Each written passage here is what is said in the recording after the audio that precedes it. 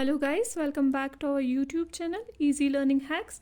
सो आज का हमारा टॉपिक है what are the different branches of legal system. Let's begin. Legal system के कौन कौन से ब्रांचेस हैं? देखें, स्ट्रक्चर ऑफ कोर्ट्स तो हम समझ गए, लेकिन अब ये लोग क्या काम करते हैं या कौन कौन से मैटर्स से डील करते हैं ये हम देखेंगे। मान लीजिए किसी ने चोरी की, तो उस पर्सन पे किस तरीके का केस होगा वो हम देखेंगे। अब हमारा लीगल सिस्टम है, यानी जो हमारी जुडिशरी है, वो किस तरह के मैटर्स में डील करती है। अब देखेंगे नीचे, देखिए यहाँ पे दिखा है क्रिमिनल लॉज और दूसरा है सिविल लॉज। तो ये दो मैटर्स है जिसमें हमारी जुडिशरी डील करती है। पहला आता है criminal laws, deals with conduct or acts that the laws defines as offenses. For example, theft, harassing a woman to bring more dowry and murder. कोई भी ऐसा एक्ट, कोई भी ऐसा काम जिसे लॉ ऑफेंस बनाता हो, ठीक है, यानी उसे गुनाह बताता हो, वो सब किस में आता है? वो केसेस जो है वो आते हैं क्रिमिनल लॉज में। जैसे कि चोरी करना, किसी विमेन को हैरेस करना या उससे डॉवरी मांगना या मर्डर। ठीक, अब देखें सिविल लॉज में क्या होता है। डील्स विद एनी हार्म और injury to rights of individuals, for example disputes relating to the sale of land, purchase of goods, rent matters, divorce cases.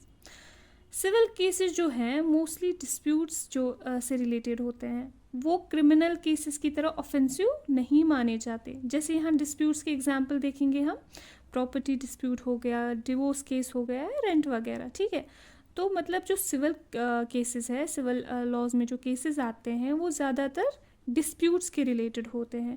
अगर आपने किसी इंडिविजुअल के राइट्स को हार्म किया, उसमें क्या, वो किस में आएगा? वो जाएगा सिविल कोर्ट में। ठीक है। Criminal law, it usually begins with the lodging of an first information report FIR with the police who investigate the crime, after which a case is filed in the court. तो criminal law में क्या होता है, आप पहले FIR file करते हैं। जैसे कोई भी क्राइम होता है तो आप सबसे पहले क्राइम की जानकारी किसको देंगे? आप देंगे पुलिस को। तो फिर पुलिस उस क्राइम को अपने एंड से इन्वेस्टिगेट करेगी और चार्जशीट बनाएगी, और फिर वो चार्जशीट कोर्ट में पेश की जाएगी, और इस तरह से फिर कोर्ट डिसाइड करता है कि कौन सही है और कौन गलत है। तो क्रिमिनल लॉज में पुलिस का एक इम्पॉर्टेंट रोल होता है। ठीक है, अब हम देखेंगे सिविल लॉज में। लेकिन अगर हम सिविल लॉज की बात करेंगे ना यहाँ पे, तो पुलिस का रोल जो है उतना नेसेसरी नहीं होता। ठीक है, आप मान लीजिए कि पुलिस की उतनी ज़्यादा ज़रूरत नहीं पड़ती है। A petition has to be filed before the relevant court to be affected to the affected party only. In a rent matter, either the landlord or tenant can file a case.